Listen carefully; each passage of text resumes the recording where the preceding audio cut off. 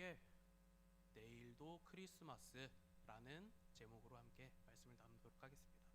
이 말씀의 제목은 내일이 정말 크리스마스여서 이렇게 지은 게 아니라 이 말씀 제목의 비밀은 마지막에 같이 나누도록 해보겠습니다.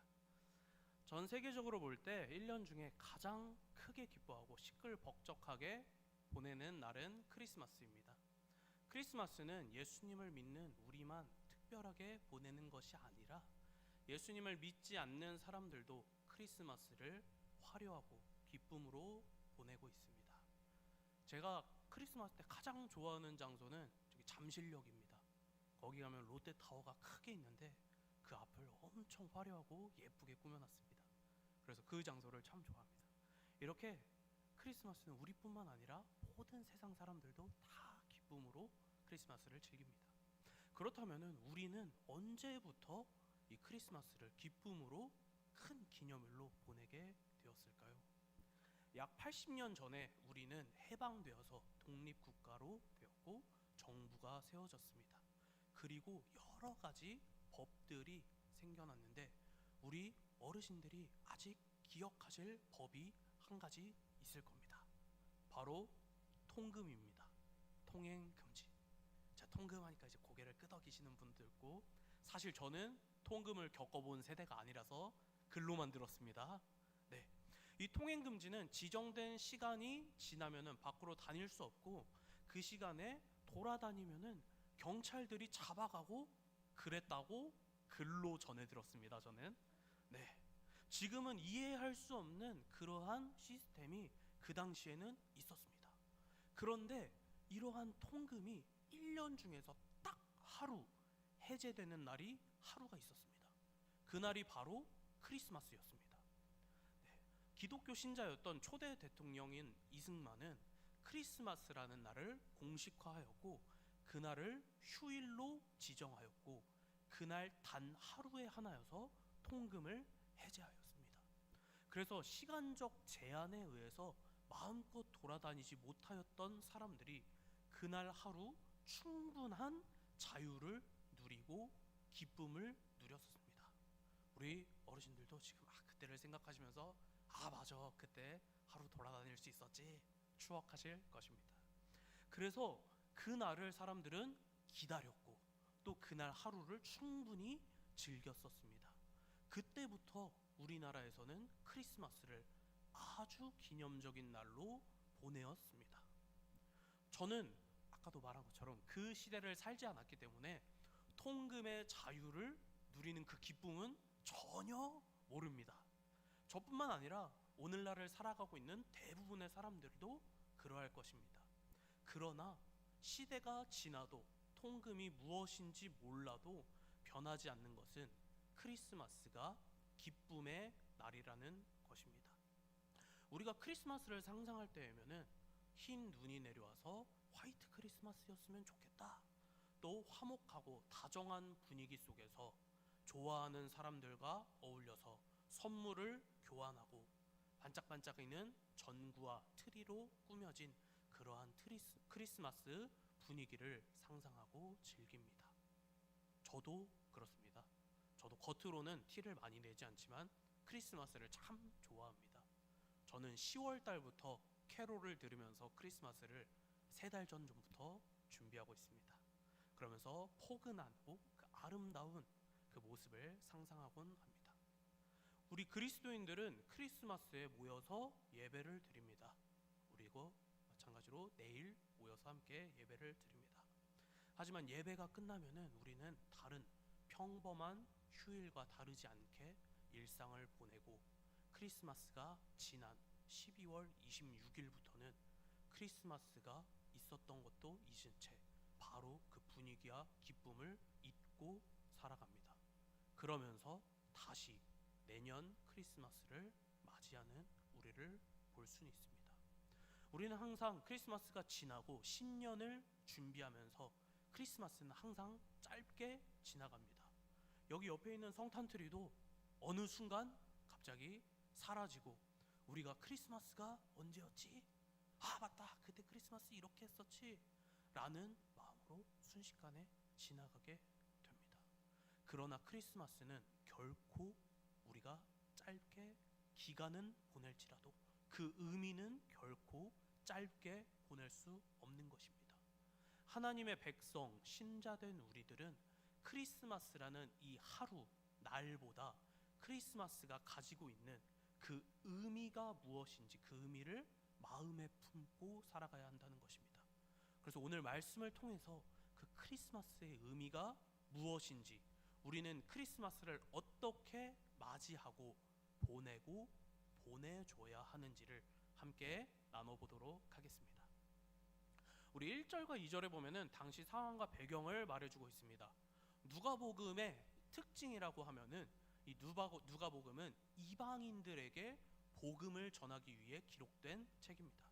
그래가지고 그 당시의 상황을 1절과 2절에서는 자세히 이야기하면서 예수님의 탄생이 우리만 이야기하는 것이 아니라 역사적으로 정말 있었던 일이고 사실이면서 우리에게 타당한 것이라고 증명해주고 있습니다. 당시 로마의 황제였던 가이우스 옥타비누스는 로마의 대부라고 불리는 아주 강력한 왕이었습니다. 인구를 계수하라는 그의 명령이 베들레헴이라는 아주 작은 시골 동네까지 사람들이 그 명령을 따르기 위해서 돌아간 것을 보면은 그 로마 황제의 권력이 안 미치는 곳이 없다는 것을 보여주고 있습니다. 이 당시에는 인구를 조사하는 이유가 세 가지였습니다. 첫째로는 세금을 걷기 위해서 인구를 조사하였고, 둘째로는 전쟁을 준비하기 위해서 인구를 조사하였습니다. 그리고 세 번째로는 왕이 자신의 영향력을 확인하고 백성들에게 나타내기 위해서 인구 조사를 시행하였습니다.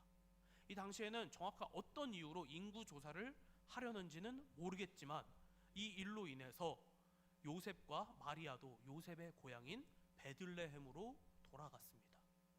우리가 구약 성경을 읽다 보면은 하나님께서 악한 나라들, 이스라엘이 아닌 다른 나라들을 사용하셔서 이스라엘을 성장시키시는 것을 볼 수가 있습니다. 오늘 로마 황제가 인구를 계수하라는 그 명령이 이와 같은 개념입니다. 로마 황제의 이러한 일을 이용하셔서 하나님은 사용하셔서 오늘 예언의 말씀을 성취하십니다. 하나님께서는 모든 것을 계획하시고 주관하시는 분이시기 때문에 때로는 사람들이 자신도 모르는 사이에 하나님의 계획에 사용되기도 한다는 것입니다. 오늘 로마 황제가 딱 그렇게 하나님의 계획에 사용된 인물입니다. 근데 우리는 생각하기로는 하나님의 계획에 사용되면은 좋은 거 아닌가? 라고 생각할 수가 있습니다. 하지만 여기에는 아주 큰 기준점이 존재하고 차이가 존재한다는 것입니다. 하나님의 백성들, 하나님의 부르심을 받은 우리는 하나님의 계획 가운데 사용될 때 큰 은혜와 기쁨을 누리게 되지만 하나님의 백성이 아닌 자가 하나님의 백성 가운데 사용된다면은 그 하나님의 크심을 맛볼 수도 없고 그 기쁨을 누릴 수도 없다는 것입니다. 로마 황제가 딱 그런 케이스였습니다. 저와 여러분은 로마 황제처럼 아무런 의미와 은혜도 없이 사용되는 인생이 아니라 하나님의 백성으로서 하나님의 계획 안에서 큰 은혜를 누리시며 나아가기를 바랍니다. 위에서 말한 것처럼 누가복음 2장은 의도적으로 로마 황제가 얼마나 강한지를 보여주고 있습니다. 그리고 그 뒤에 오실 세상을 구원하실 왕 예수 그리스도는 이와 반대로 가장 낮은 자의 모습으로 오시는 것 또한 우리가 볼 수 있습니다.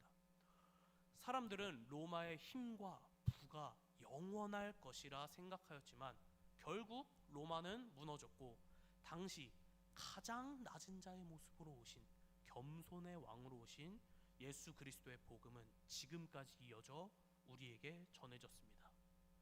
이를 통해 우리가 알 수 있는 것은 로마 황제가 세상을 지배하고 다스리는 것처럼 보일지라도 세상의 힘과 권력과 권세가 세상을 쥐고 흔들며 영원할 것처럼 보일지라도 실상은 오직 하나님만 영원하시며 하나님께서 모든 것을 계획하고 이끌어 가신다는 것입니다. 네, 우리 말씀을 계속해서 보면은 이 당시의 인구 조사는 각자의 고향으로 돌아가서 진행되었습니다. 요셉 또한 로마의 영향력 아래 있던 사람이기에 자신의 고향인 베들레헴으로 돌아가는 모습을 우리가 볼 수 있습니다. 그리고 우리가 잘 알고 있는 인물이 바로 이 베들레헴 출신입니다. 누구일까요? 다윗입니다. 네. 사무엘상 16장을 보면은 사무엘이 이새를 만나러 가서 다윗을 볼 때에 베들레헴으로 가는 것을 알 수가 있습니다. 네. 또 다윗에 대한 이야기를 하나 더 보자면은 사무엘하 7장에서 하나님께서 다윗에게 내 집과 너의 나라가 영원히 보존되고 견고하게 해주겠다라고 약속을 하십니다. 그리고 이 약속은 다윗 때에 이루어졌을까요? 이 약속은 바로 오늘 우리가 읽은 이 본문에서 이루어집니다. 하나님의 다윗을 향한 이 약속은 예수 그리스도의 나심으로 완성되어집니다. 우리는 하나님의 약속이 당장 이루어지면 좋겠다고 말하고 당장 우리의 시간 안에서 이루어지길 원하지만 하나님의 약속은 철저하게 하나님의 때에 이루어진다는 것입니다. 그리고 그 때가 가장 완벽한 때입니다. 하나님께서 다윗에게 한 약속도 몇백 년이 지난 후에 예수 그리스도를 통해서 이루어졌습니다. 당장 내 기도가 안 이루어진다고 슬퍼하고 화내는 것이 아니라 하나님의 때를 기다리며 믿음으로 인내하는 우리 모두가 되기를 바랍니다. 5절에 보면은 요셉이 베들레헴으로 갈 때 마리아가 함께 동행하는 것을 볼 수가 있습니다. 이 당시 인구 조사의 특징을 보자면은 여인들은 인구 조사를 하러 직접 갈 필요가 없었습니다. 그럼에도 마리아는 요셉과 함께 베들레헴까지 갔다고 기록되어 있습니다. 당시 요셉과 마리아가 살던 곳은 갈릴리 나사렛이라는 동네였습니다. 우리 성도님들이 익숙하게 알고 있는 나사렛 예수에서 바로 나사렛이 이 나사렛입니다. 네. 나사렛과 베들레헴의 거리는 145km 정도라고 보고 있습니다. 우리가 145km 그냥 그 정도구나 라고 생각하실 텐데 이것을 제가 지도로 재보니까 지금 우리 교회에서 저기 아래 청주 고속버스 터미널까지가 140km가 조금 안 되는 거리입니다. 자동차로 쟀을 때는 2시간이 걸렸고요. 걸어갔을 때는 얼마나 걸리나 확인을 해보니까 50km 이상은 지원을 안 한다고 하답니다. 네, 그래서 확인할 수가 없었습니다. 네, 대충 145km 정도가 얼마나 긴 거리인지 감이 오실 겁니다. 그리고 마리아는 그냥 평범한 몸이 아닌 만삭의 몸으로서 배가 아주 부른 상태로 요셉과 함께 그 먼 길을 나섭니다. 아니 우리는 임산부들이 조금만 움직이려 해도 아니 움직이지 마 거기 가만히 있어 라고 말하는데 도대체 마리아와 요셉은 무슨 정신이길래 그 먼 거리를 함께 베들레헴까지 이동했을까요? 이에 대해서는 여러 가지 해석들이 있습니다.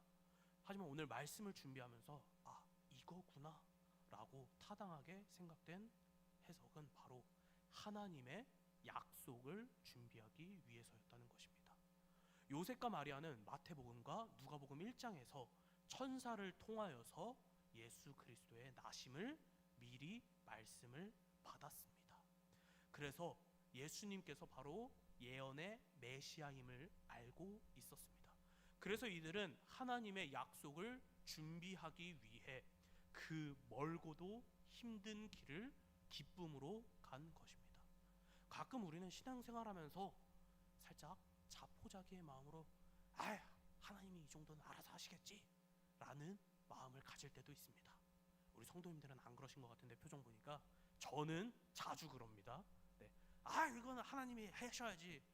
내가 이만큼 했으면 이 정도는 하나님이 열심히 하셔야지 라는 마음이 있을 때도 있습니다. 네, 젊은 목사들이 이럽니다. 네, 근데 오늘 말씀에 보면은 우리는 알 수 있습니다. 모든 것을 하나님께 떠미는 것이 아니라 하나님이 우리에게 주신 그 상황 가운데서 하나님의 말씀을 의지하여서 믿음으로 그 길을 간다는 것입니다. 그 안에서 하나님을 믿고 최선을 다할 때 하나님 우리에게 더 큰 기쁨을 주신다는 것입니다. 그리고 그 과정 가운데 우리는 놀라운 하나님의 은혜를 경험하는 것입니다. 하나님의 계획하심과 일하심은 순종하면서 하나님을 바라보는 자만이 은혜를 경험하고 기쁨을 누린다는 사실을 우리가 함께 꼭 기억하길 바랍니다. 그렇게 요셉과 마리아는 베들레헴으로 가게 되었고 해산할 날이 차서 예수님께서 탄생하게 되십니다. 예수님께서는 뱃속에서의 모든 과정부터 출산까지 모든 날을 채우시면서 출산의 과정을 겪으신 것입니다. 우리는 어려움이 왔을 때 누군가 옆에서 조언을 하면은 이렇게 말하기도 합니다. 네가 뭘 알아? 네나 잘해. 네가 내 상황을 겪어봤어? 네가 모르니까 하는 말이야. 이러한 말을 하고도 합니다. 이러한 말을 사람에게만 향하면은 그나마 조금 싹수가 놀았네 라고 하고 끝나겠지만 가끔씩은 하나님한테 하나님 나 왜 이렇게 힘들게 해요? 하나님은 내가 얼마나 힘든지 모르죠? 라고 말할 때가 있습니다. 역시나 아까 제가 말씀드린 것처럼 표정을 보니까 우리 성도님들은 안 그러시는데 저만 그런 것 같습니다. 네, 그렇게 우리는 말하지만 사실 예수님께서는 우리와 똑같은 과정을 겪으시고 우리보다 더한 아픔과 외면과 외로움과 그 고통을 당하신 분이십니다. 그렇기 때문에 예수님은 누구보다 우리의 어려움과 아픔과 상황과 그 모든 것을 이해하시고 아시고 감싸시면서 우리를 인도하시는 분이라는 사실입니다. 그렇게 우리의 가장 큰 위로자 되신 세상을 구원하실 왕은 가장 낮은 자의 모습으로 이 땅 가운데 오시게 되었습니다. 우리는 왕이 온다고 생각하면은 황녀의 몸을 통해서 엄청나게 큰 궁궐에서 나실 거다라고 생각하겠지만 우리의 생각과는 전혀 반대로 아무도 인정하지 않는 작은 동네인 나사렛에 살고 있는 아무도 모르는 마리아라는 여인의 몸속을 통하여서 또 따뜻한 집이 아니라 가축들이 사는 마구간에서 돌을 깎아 만든 구유에 누우셨습니다. 가장 높은 곳에 계신 하나님께서 가장 낮은 자의 모습으로 이 땅 가운데 오신 것입니다. 우리 빌립보서 말씀 우리 같이 한번 읽어보도록 하겠습니다. 6절부터 8절까지 세 절의 말씀입니다. 우리 같이 읽습니다. 시작. 그는 근본 하나님의 본체시나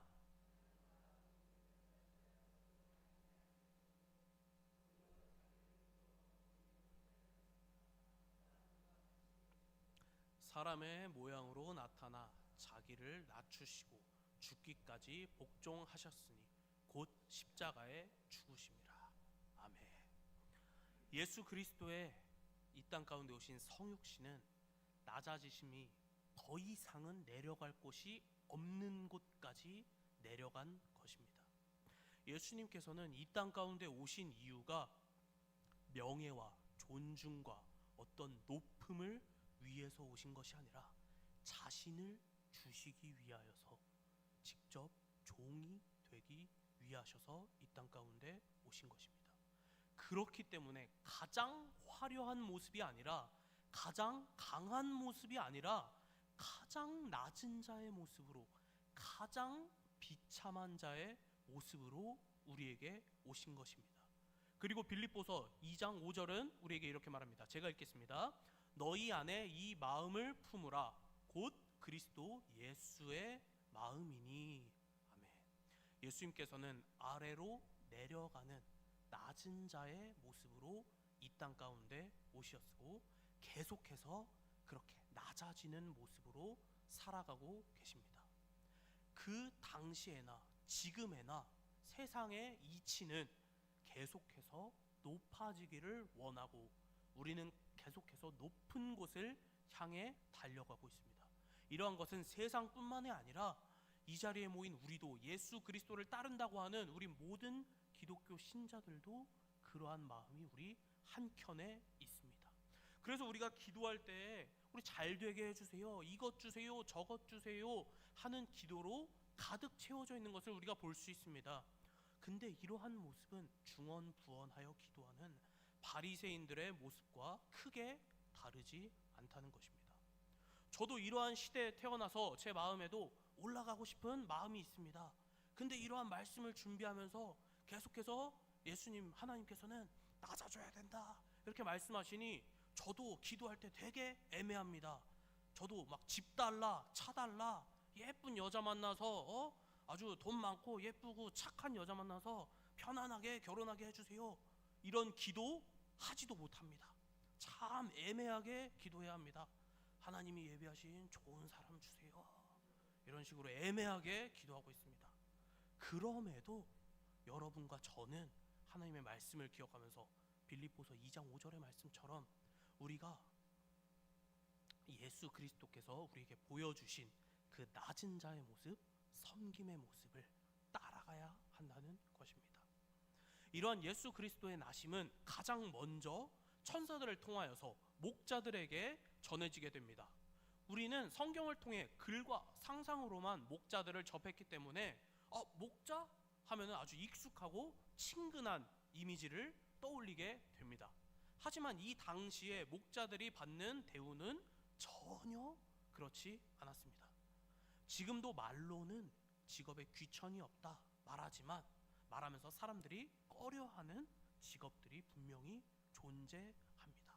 하지만 이 당시에는 그러한 차별이 더 심하였고 그 중에서도 엄청난 차별을 받았던 직업이 바로 목자라는 직업이었습니다. 이 목자에 대해서 간단하게 설명해 드리자면은 목자는 보통 남의 양을 맡아서 치는 사람들이었습니다. 그래서 자신의 이제 부를 저축하기 위해서는 그 목동 양을 치는 그거에 대한 품삯을 받기도 하였지만 새끼 양을 훔치기도 하고 양의 젖을 몰래 짜서 가지고 가기도 하였습니다. 또 그 주인에게 양떼를 반납할 때에는 양이 부족하다면은 다른 사람의 양을 훔쳐오기도 하였습니다. 또 밤에는 야생동물들의 공격으로부터 양을 지켜야 하기 때문에 잠도 제대로 잘 수 없었고 몸에는 항상 먼지와 양의 냄새가 쌓여있는 사람들이 아주 멀리하는 직업이 목자라는 직업이었습니다. 그런데 이렇게 사람들이 멀리하고 싫어하는 목자들에게 천사는 가장 먼저 나타나서 예수 그리스도의 나심을 전해줍니다. 가장 먼저 이러한 자들에게 구주의 나심이 전해졌다는 것은 우리를 향한 하나님의 사랑을 한 번 더 느낄 수 있는 부분인 것입니다. 이 당시의 소식은 입에서 입으로 전달되었습니다. 이 당시에 스마트폰이 없어서 뉴스를 볼 수가 없었습니다. 그래서 좋은 정보들은 상위 계층들의 특권이었습니다. 그들이 가진 정보가 하위 계층에게 전달되는 일은 거의 없었습니다. 그런데 가장 낮은 계층이었던 목자들에게 이 구원의 기쁨의 소식이 전해졌다는 것은 예수 그리스도, 온 세상을 구원할 메시아가 나셨다는 기쁨의 소식은 특정한 누군가들만 누릴 수 있는 소식이 아니라 모든 백성이 듣고 기쁨을 누릴 수 있는 소식이라는 것입니다. 이것이 바로 복음이 가진 은혜인 것입니다. 복음은 세상이 정한 높음과 낮음을 가리지 않고 하나님의 모든 백성에게 전해진다는 사실입니다. 천사는 목자들에게 이렇게 말합니다. 오늘 다윗의 동네에 너희를 위하여 구주가 나셨다. 이 구주라는 말은 질병이나 위험으로부터 구한다 라는 이 단어에서 나온 구원자를 의미합니다. 그리고 이는 구약에서 하나님의 이름으로 사용되었고 구약 전반에 걸쳐서 사용되던 메시지였습니다. 하나님이 자기 백성을 구원할 것이다 라는 의미로 구원자라고 사용되었습니다. 이렇게 하나님께 사용되던 호칭이 아기 예수님께 사용된 것입니다. 그러면서 천사는 명확하게 말하는 것입니다. 오늘 나신 아기 예수가 하나님이다 라고 천사는 증거하는 것입니다. 그리고 우리 11절 말씀을 보면은 이렇게 말하고 있습니다. 오늘 다윗의 동네에 너희를 위하여 구주가 나셨으니 곧 그리스도 주시니라. 아멘. 말씀 잠깐만 띄워놔 주세요. 여기 이 말씀을 보면은 살짝 특이한 부분이 한 가지 있습니다. 혹시 뭔지 감이 오시나요? 맞추시기 전에 제가 맞추겠습니다. 너희를 위하여 라는 말입니다. 보통 세상의 왕들은 자신을 위해서 왕이 됩니다. 자신이 높아지고 자신의 권력을 나타내고 내 힘이 이만큼 강하다라는 것을 보여주기 위해 나를 위하여서 왕이 됩니다. 하지만 평화의 왕이시고 겸손의 왕으로 오신 예수님께서는 자신을 위하여서 오신 것이 아니라 우리를 위하여서 이 땅 가운데 오셨다는 사실입니다. 우리를 구원하시기 위하여서. 그리고 천사들은 이어서 말합니다. 너희를 위하여 오신 예수님께서 강보에 쌓여서 포에 쌓여서 구유에 누워 계시는데 그것이 너희에게 나타날 표적이다 라고 말합니다. 아기 예수님께서는 일반적인 다른 아기들과도 다른 모습을 취하고 계십니다. 이 당시에 구유는 돌을 깎아서 만들었습니다. 우리 또 한 가지 알았죠? 원래는 나무라고 생각했는데 저도 말씀을 준비하면서 다시 새롭게 알았습니다. 돌을 깎아서 이렇게 구유를 만들었는데 우리는 지금 생각해도 아니 어떻게 갓난아이가 보통 인큐베이터에 이렇게 좋은 곳에 누워 있는데 우리 돌로 깎은 그런 구유에 누는 사람이 있을까요? 우리 지금 시대는 절대로 없을 겁니다. 근데 이러한 모습은 그 당시에도 흔한 모습이 아니었습니다. 하지만 그 구유에 누이신 예수님의 모습이 우리에게 표적이 된다라고 말하는 것입니다. 어쩌면은 이 당시에 하나님의 예언의 말씀을 기다리고 우리를 구원할 그리스도를 기다리고 다윗의 후손으로 오셔서 만왕의 왕이 되시고 우리를 구원하실 그리스도를 기다리던 사람들의 기대와 환상을 아주 박살내는 표적일 수도 있습니다. 그러나 구유에 누이신 그 모습은 자신을 내어주시고 사람들을 섬기는 종의 모습으로 이 땅 가운데 오신 예수님의 정체성을 가장 잘 보여주는 표적인 것입니다. 그리고 그 표적 그대로 예수님은 우리를 위하여서 십자가에 달리사 우리의 모든 죄의 문제를 해결하신 것입니다.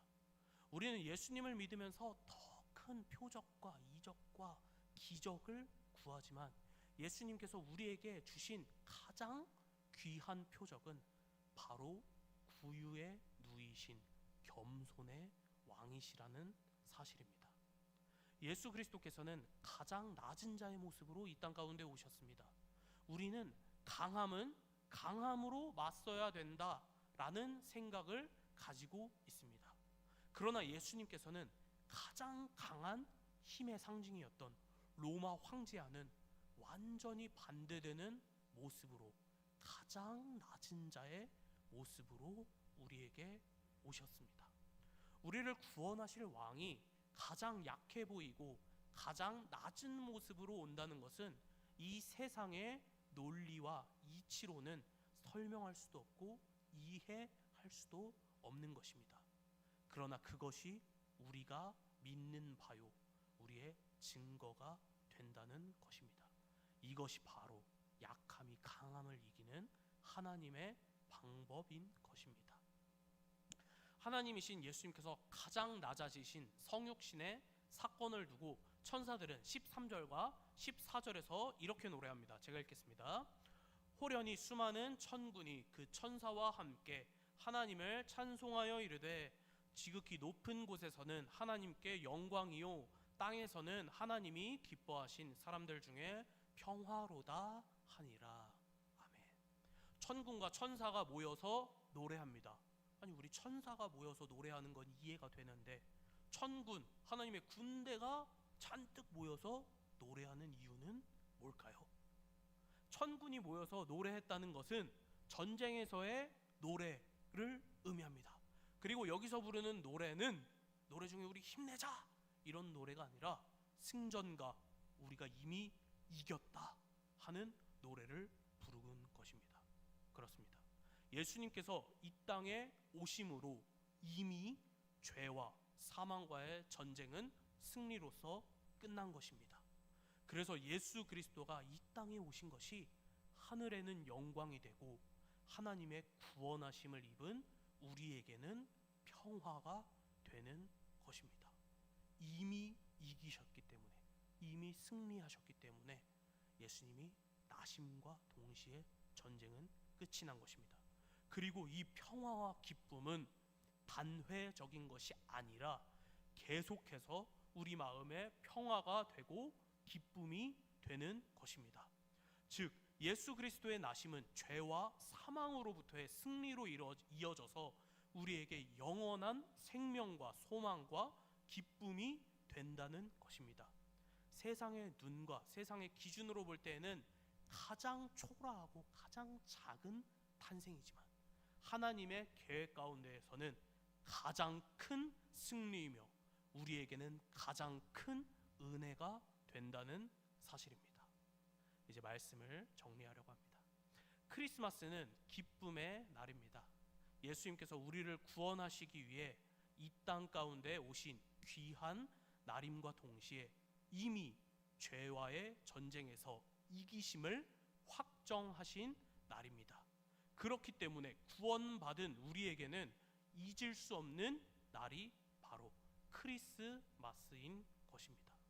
예수 그리스도의 성육신의 기쁨은 세상의 강자들만이 누리는 특권이 아니라 하나님의 말씀을 귀하게 간직하였던 요셉과 마리아에게 전해졌고 또 예수 그리스도의 나심을 기쁘게 전할 가장 낮은 계층이었던 목자들에게 전해졌습니다. 그리고 지금도 복음은 겸손하게 하나님의 말씀을 의지하며 하나님의 말씀에 기뻐하는 자들에게 전해지고 있습니다. 이것이 바로 크리스마스의 비밀인 것입니다. 우리 성도님들은 크리스마스를 기쁨으로 보내고 계십니까? 정말 날 구원하실 예수 그리스도의 나심이 기쁘고 예수 그리스도의 낮아지심이 나에게 표적이 되십니까? 그렇다면은 여기서 한 가지 질문이 더 생깁니다. 이렇게 귀하고 소중한 날을 우리는 하루만 지키는 게 맞을까요? 우리 아까 읽었던 빌립보서 2장 5절 말씀에서는 예수 그리스도의 마음을 품으라 라고 말하고 있습니다. 이 말을 우리가 두 가지로 해석할 수 있는데요. 첫째로는 정말 그 마음을 품는 것입니다. 그 마음을 귀하게 여겨서 내 마음에 품고 그것을 계속해서 묵상하는 것입니다. 그리고 두 번째로는 그 마음을 품고 그 마음, 예수님의 인도하시고 가르치신 그대로 살아가는 것을 의미합니다.